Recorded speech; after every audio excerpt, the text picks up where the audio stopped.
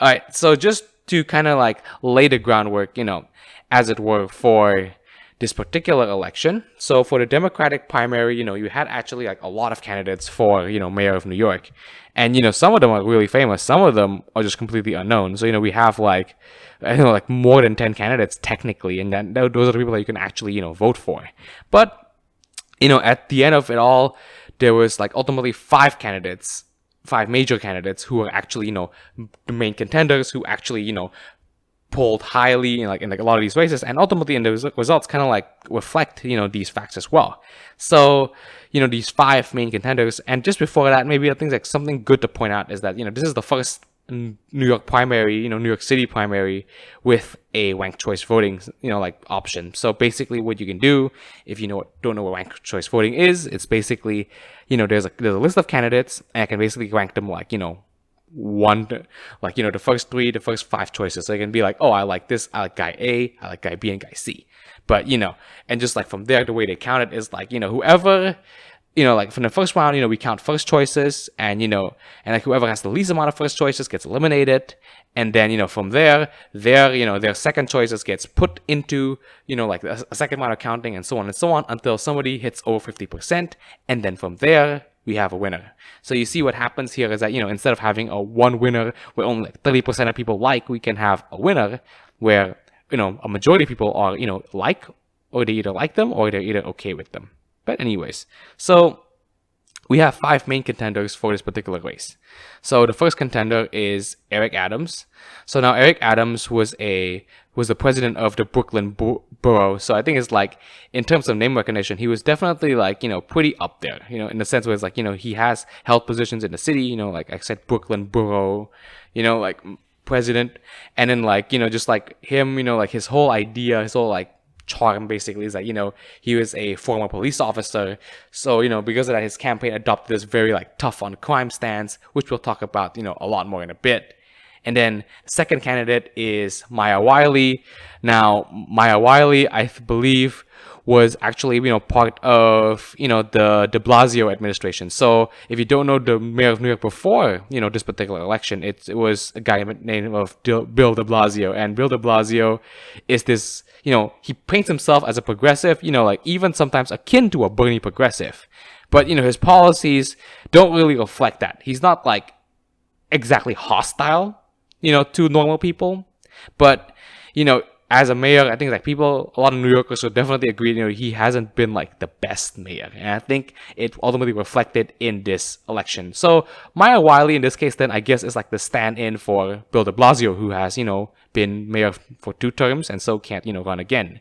So, basically whatever people feel about de Blasio, the last guy, Wiley gets like the bulk of that basically. So then we have, the third person, Catherine Garcia, who's I think like the sanitation like minister, like she basically dealt with sanitation. I knew that. So she was also like somebody who held positions in the city, things like that. And and she's a lot more centrist in like in like her campaigning, just like not like very progressive. And to be fair, there aren't really any progressive candidates in this particular race, at least those who are like relevant.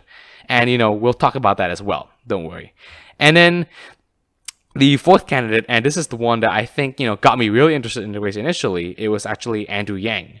Now, if you guys followed the presidential election, things like I've covered it, so, go check it out. But, if you guys followed the 2020 US presidential election, so the Democratic primary specifically, you'd remember that, Andrew Yang, was this like, funky guy, he had great ideas, he had bold ideas. I mean, ultimately, he didn't like really even like make it past Iowa. But, as a person, people seem to like him, and like he had these really like, bold visions, and just like in how he explains policy and ideas, it was like definitely, he was a guy, he just felt like a guy and like much less like a politician. And so I think it's like, I'll actually be dedicating a specific section on his whole campaign. And, funnily enough, he was actually in the initial polls, he was actually like the #1 candidate. So, I mean, spoiler alert, he didn't win, and we'll get to that in a bit. So, and then the final candidate, we have Scott Stringer. So, Scott Stringer is actually the current New York City controller, basically the guy who deals with the finances. So, he's also somebody in the city government. And, and he was also like, he's also somebody who's looked at as a possible progressive champion, but I think ultimately that title went to Maya Wiley. And as to why that happened, it was a whole thing, which we'll get to. Don't worry. I know I'm like pushing things a lot back, but if you guys are listening to this on YouTube, you're gonna find that all these are like in like little like videos, little sound bites. So that's how it's gonna be done. Anyways, so now, like I said, this is the first time, ranked choice voting is, is done. And I think it's like, I didn't really like emphasize this too much earlier on, but, like the thing with ranked choice voting is that, it could really shake the results up. And I think it's like, yeah, it's like in a sense where it's like, yeah, whoever was like first place in the first round in a normal election, that's it. He wins, like by a plurality, by a majority. Either way, he wins. Now, what ranked choice voting does essentially is that it kind of essentially, like flips the table in that, now it's possible for the second or even third guy to, to possibly rise to the top, and in the end might even, win the election after all, which is like, which is interesting. And I think it's like, with just like how varied, with just how like diverse the field was, but just ultimately just like how like unremarkable a lot of the candidates were. It was an interesting election, and essentially at the time we really thought anybody could have taken this election. And and I think it's like, if you guys actually tuned in, I think it's like basically what had happened in this particular election is that I think it's like Eric Adams ultimately had an early lead. So I believe he had about like 30% of like the first round, first choice votes. And the second place is Maya Wiley, who's, considered the progressive champion towards the end of the race. So actually she got a bulk of the progressive vote, but, also some like more centrist votes, as she is inherently, like more of a centrist candidate. Like I said, not really any progressive champions in this particular race. And, but what's interesting here is that Catherine Garcia ultimately took Wiley, took Wiley's spot in the second round of counting, and ultimately in the final, round basically won second place.